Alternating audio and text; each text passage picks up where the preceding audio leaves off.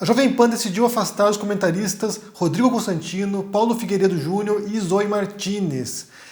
E a gente imagina, obviamente, né, que isso já faz parte de um reposicionamento da empresa ao longo dos últimos meses, principalmente agora após a invasão das sedes dos poderes do Brasil, né, Supremo Tribunal Federal, Palácio do Planalto e Congresso Brasileiro, que aconteceu nesse fim de semana. Então a Jovem Pan agora vai tentar se afastar ou tentar neutralizar, temporariamente pelo menos, as vozes mais extremistas. E isso também tem a ver, ou pode ter a ver, com uma fala da semana do ministro Alexandre de Moraes, que mencionou que vai atrás não apenas de quem perpetrou os atos, financiou os atos, mas também quem instigou esses atos, quem estimulou esses atos. Vamos ouvir aqui Alexandre de Moraes falando sobre isso. Não achem esses terroristas que até domingo faziam baderna e crimes e agora reclamam porque estão presos, querendo que a prisão seja uma colônia de férias. Não achem que as instituições irão fraquejar. O Poder Judiciário, o Supremo Tribunal Federal, e tenho absoluta certeza, com apoio dentro da legalidade, dentro da Constituição da Polícia Federal, as instituições irão punir todos os responsáveis, todos, aqueles que praticaram os atos, aqueles que planejaram os atos, aqueles que financiaram os atos e aqueles que incentivaram por ação ou omissão, porque a democracia irá prevalecer. Eu quero ler para vocês aqui a reportagem do Portal Terra sobre isso, né? A manchete é: Jovem Pan afasta Constantino, Paulo Figueiredo e Zoe Martinez. Diz o seguinte aqui: a Jovem Pan decidiu afastar alguns de seus comentaristas mais radicais, Rodrigo Constantino, Paulo Figueiredo e Zoe Martinez. Eles são considerados defensores das manifestações antidemocráticas e teriam apoiado o ato golpista ocorrido em Brasília no último domingo, dia 8 de janeiro. A decisão aconteceu após o Ministério Público Federal de São Paulo abrir investigação contra o canal por apoio aos atos golpistas. Citando aqui, né? O foco da investigação será a veiculação de notícias falsas e comentários abusivos pela emissora, sobretudo contra os poderes constituídos e a organização dos processos democráticos do país, disse o Ministério Público Federal de São Paulo em comunicado. A emissora escalou o extremista Paulo Figueiredo para sua cobertura dos atos terroristas. É o mesmo comentarista que defendeu recentemente uma guerra civil no país. Em sua primeira manifestação a entrar no ar durante o ataque de domingo, Figueiredo disse que era, entre aspas aqui, compreensível a revolta popular e, mesmo criticando a destruição causada pelos bolsonaristas, buscou retratar os agressores como supostas vítimas do sistema. Citando aqui, a revolta é legítima, ele afirmou sobre a barbárie terrorista. Zoe Martinez, a cubana, que a Jovem Pan usa como carta, né? Uma cubana que conhece os malefícios do governo esquerda. A Zoe Martinez, por sua vez, defendeu que as Forças Armadas destruíssem os ministros do STF, em participação na emissora no dia 21 de dezembro, enquanto Constantino, que é, o esgoto da Jovem Pan, enquanto Constantino insistiu na tese de que as eleições foram forjadas por entre aspas aqui, malabarismo do Supremo, ideia difundida a partir de 14 de novembro e reiterada várias vezes desde então. Aqui mais adiante diz o seguinte, olha, que essa pressão contra a Jovem Pan, na verdade, não é apenas judicial, não é apenas essa investigação agora, mas também por causa de perda de patrocinadores. Eu falei sobre isso recentemente, como o Sleeping Giants Brasil estava pressionando patrocinadores da Jovem Pan para retirarem os patrocínios, e aí já havia perdido bastante gente. Aqui diz que foram 22 anunciantes que deixaram de anunciar com a Jovem Pan. E além disso também, essa semana o Tutinha, que era o diretor-geral da Jovem Pan, se afastou, renunciou ao cargo, e isso também pode ter a ver com essa repercussão, porque, como a gente falou várias vezes aqui, a Jovem Pan é a emissora atualmente oficial do bolsonarismo, nunca ocultou isso, desde a eleição e após a posse do Bolsonaro, sempre encampou as ideias mais esdrúxulas do Bolsonaro, com comentaristas totalmente alinhados ao governante, ao regime bolsonarista e também, muitas vezes, defendendo saídas violentas. Como eles mencionaram aqui, por exemplo, né, Paulo Figueiredo Júnior, neto do ditador Figueiredo, que defendeu uma guerra civil no Brasil, que é uma reprodução quase do que já disse Bolsonaro anteriormente, que no Brasil precisava de uma guerra civil para matar 30 mil pessoas. Então, assim, a Jovem Pan se prestou esse papel vergonhoso, ridículo, e agora afasta esses comentaristas mais radicais, né? Só que aqui é o X da questão, porque a Jovem Pan a gente já percebeu isso ao longo dos anos, não tem nenhum compromisso ético, não tem nenhum compromisso com a verdade, nenhum compromisso com o jornalismo sério. Eles fazem isso, agora vão afastar esses comentaristas por um período, sabe, alguns meses, e depois eles voltam a falar suas besteiras, suas merdas ao vivo, no ar.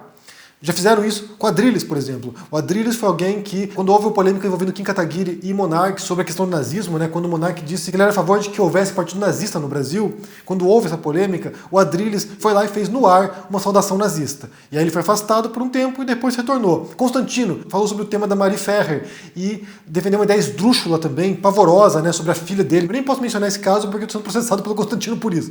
Mas mencionou esse caso da Marie Ferrer e daí ele foi afastado por um tempo também, gerou uma repercussão enorme na emissora, né, nas redes sociais, pessoas indignadas, e daí ele foi afastado, não apenas da Jovem Pan, como também de outros jornais que ele participava, e aí ficou na geladeira um tempo e depois retorna para falar suas asneiras. E isso acontece porque a Jovem Pan, ela investe nesse tipo de polêmica, ela investe nesse tipo de escândalo, de horrorizar as pessoas, que é uma tática muito parecida com a Fox News nos Estados Unidos também. É uma emissora bastante reacionária, bastante extremista também, em muitos sentidos, lá nos Estados Unidos, e aí eles investem nas tretas, eles investem no horror, eles investem nas pessoas chocadas, e também investe um tipo de retórica, assim como o bolsonarismo fez, e fez o Olavo de Carvalho e outros líderes da extrema-direita, investe no medo, no ódio, na intolerância, de modo a engajar através da raiva. Isso aqui tem a ver também, como a gente já falou várias vezes aqui, como funciona o perfil das redes sociais, como funciona o algoritmo das redes sociais, que não é um defeito das redes sociais que a gente acabe se engajando mais com coisas que nos horrorizam e nos indignem. Isso faz parte da estruturação das redes sociais, isso é orgânico, isso aí é a essência das redes sociais. E aqui vale mencionar mais uma vez a obra do Jaron Lanier chamada 10 argumentos para você deletar agora suas redes sociais, quando ele fala sobre isso, né, que a estrutura das redes sociais visa estimular esse tipo de sentimentos negativos. E não é à toa que a gente tem visto isso impactando na política, porque na medida que você vai ficando nervoso, com raiva, sabe, tenso, com ódio de outros grupos, né, que pensam diferente de você, isso vai se espelhando no modo como você atua politicamente. Então a corrosão atual das democracias no mundo, que não é apenas no Brasil isso, Estados Unidos é um fenômeno parecido, França, Alemanha, Reino Unido, esse tipo de corrosão democrática, na minha leitura pelo menos, está diretamente ligada com um tipo de interação que a gente tem na internet e que potencializa energia negativa, potencializa comportamentos negativos, nos isola em bolhas de informação e nos isola em bolha de comportamento também, de modo que as pessoas simplesmente já não têm contato mais com ideias divergentes.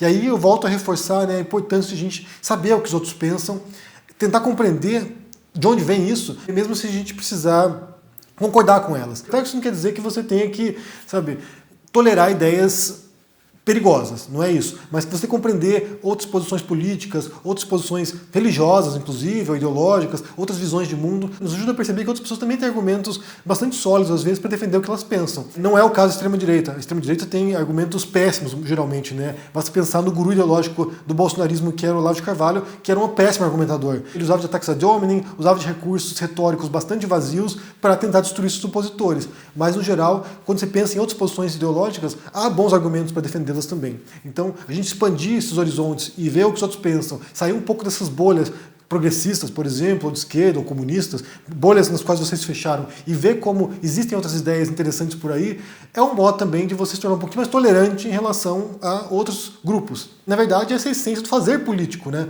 O fazer político democrático é o tipo de sistema que tolera, e que aceita, e que comporta, e que aplaude, inclusive, essas divergências. É através desse tipo de debate de ideias democrático que, de certo modo, a gente poderia esperar que a sociedade se aprimorasse. Mas não é o que faz o Jovem Pan. É importante pensar que o tipo de debate que eles propõem é um tipo de debate que não apenas não apresenta outras ideias, ou quando apresenta de modo distorcido, de modo caricato, ou de modo a ser um espantalho de ideias, né? Que tem uma falácia lógica, que é a falácia do espantalho, quando você apresenta a ideia de maneira distorcida, de modo que você confronte a pior versão dela e não a melhor versão possível.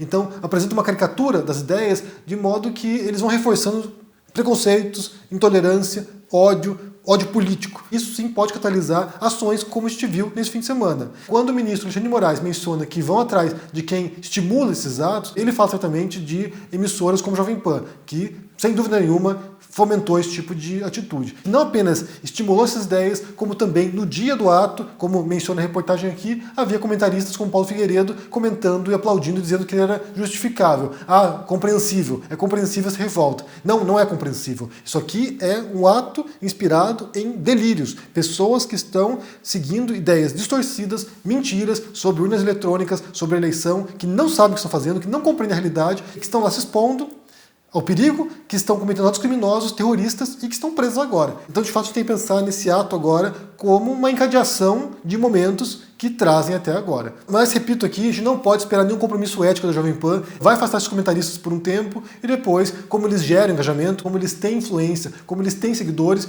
logo estão de volta lá para continuar contaminando o debate público, que é o que eles fazem de melhor, contaminar o debate público e estimular pensamentos e comportamentos negativos. Eu quero saber o que vocês pensam sobre essa notícia agora, desse afastamento, se isso quer dizer alguma coisa, e também sobre a renúncia do diretor, o Tutinha, da Jovem Pan, o que isso quer dizer, o que isso significa, como se entende agora esses atos, essas medidas tomadas pela emissora, se isso indica uma moderação ou não. Eu acho que é paliativo isso. É um recurso agora para tentar desviar um pouco o foco, tentar tirar deles da reta por um tempo, até que eles possam retornar ao tipo de engajamento e comportamento normal deles, que é o que eles adotaram nos últimos anos. Mas me diga o que vocês pensam no comentário aqui embaixo, deixa o joinha, se inscreva aqui no canal, se torne membro ou apoiador para dar uma força e também participe e confira o meu Clube do Livro Filosófico. Todos os meses a gente se encontra 2 vezes por mês para debater obras de pensadores, de filósofos ou de escritores que abordam filosofia em seus textos. E aí, mais uma vez, é importante ler esses textos porque são autores de diferentes posições políticas, de diferentes visões de mundo e que a gente pode compreender como é a dinâmica do pensamento, né? Como foi no passado, como esses autores dialogavam com sua época, com outros autores, esse diálogo, né? Essa dinâmica de troca de ideias e não ficar apenas fechado num conjunto específico, teórico, de autores limitados. É importante que a gente expanda, que a gente compreenda as coisas, que a gente amplie nossa visão. Então, participe, link na descrição aqui e a gente se vê por aí. Um abração e até mais. Tchau! Fala, turma do canal do Henry Bugalho, esse meu super amigo.